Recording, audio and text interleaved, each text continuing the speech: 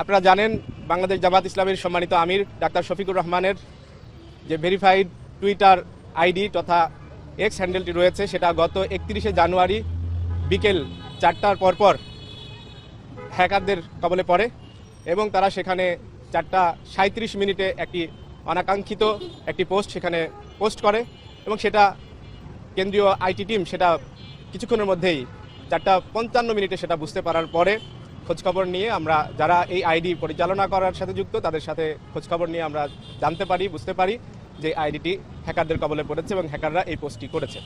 তাৎক্ষণিকভাবে উদ্যোগ নেওয়ার মধ্য দিয়ে 5:09 এই আইডির পাসওয়ার্ড চেঞ্জ করার মধ্য দিয়ে এটা পূর্ণ নিয়ন্ত্রণ আবার আমরা ফেরত পেতে সক্ষম হই।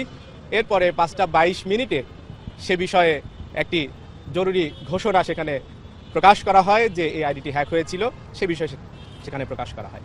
তো এরপরে আপনারা জানেন যে তারপরের সেই রাতেই পরপর যে রাত, সেই রাতে 3:30টার দিকে আমরা থানাতে জিডি করি এবং পরের দিন সকালে সংবাদ সম্মেলনে সাংবাদিকদের মাধ্যমে জাতির কাছে সে বিষয়টা তুলে ধরা হয়।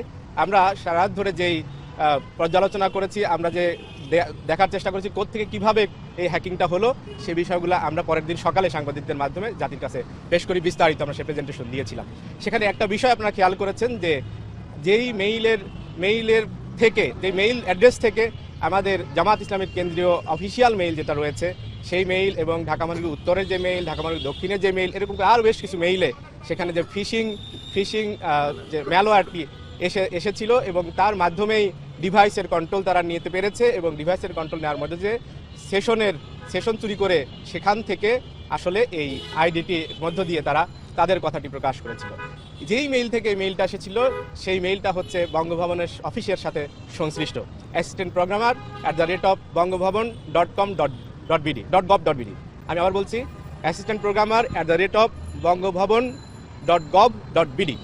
তো এই মেইল যেহেতু বঙ্গভবনের সাথে সংশ্লিষ্ট মেইল, সেখান থেকে এই ম্যালওয়্যারটি পাঠানো হয়েছে টার্গেট করে আমাদের বিভিন্ন অফিসিয়াল আইডিতে। সেটা আমরা কনসার্ন ফিল করেছি যে সরকারি এই দপ্তর থেকে এরকম মেইল পাঠিয়ে সেখানে হ্যাক করার জন্য যে প্রচেষ্টা চালানো হয়েছে সেটা নিঃসন্দেহে গর্হিত কাজ। সেটা আমরা আশা করেছিলাম যে আমরা সেটা প্রকাশ করার পরে এই অফিস থেকে সে ব্যাপারে তারা কি করলেন, কি উদ্যোগটা নিলেন, তদন্ত কি হলো, সে বিষয়গুলো আমাদেরকে জানাবেন। কিন্তু আমরা এই কয়েকদিন পার হলো, এর মধ্যে দিয়ে তাদের কোনো রেসপন্স না পেয়ে আমরা আজকে সরাসরি এখানে অফিসিয়ালি দেখা করতে এসেছিলাম এবং তাদের কাছে আমাদের সেই লিখিত অভিযোগপত্রটি দিয়েছি।